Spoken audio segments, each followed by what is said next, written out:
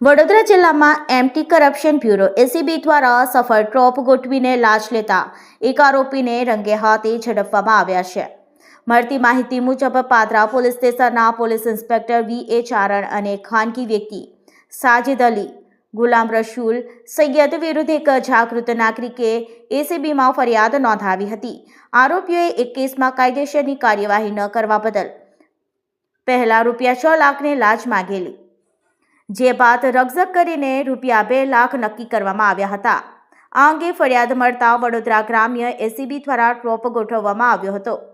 આજરોજ અક્ષર ચોક વિસ્તારમાં રાજવાડી tea stall સામે બાકડા ઉપર આરોપી સાજિદ અલીએ ફરિયાદ પાસેથી ₹2 લાખની લાંચ સ્વીકારી હતી. આ દરમિયાન એસીબીની ટીમે તેને રંગે હાથે ઝડપી લીધો હતો અને લાંચની પૂર્ણ રકમ કબજે કરી લીધી હતી. જ્યારે આ સમગ્ર મામલામાં સંડોવાયેલ એક પોલીસ ઇન્સ્પેક્ટર વી.એ. ચારણ હાલ ફરાર હોવાનું જાણવા મળ્યું છે અને તેમની શોધખોળ હાથ ધરવામાં આવી છે.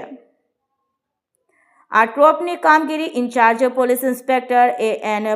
પ્રજાપતિના નેતૃત્વમાં કરવામાં આવી હતી, જ્યારે સમગ્ર કામગીરી ઉપર મદદનીશ નિયામક બી.એસ. પટેલ અને નાયક નિયામક બળદેવ દેસાઈ પીએસઆઈ દ્વારા સુપરવિઝન રાખવામાં આવ્યું હતું.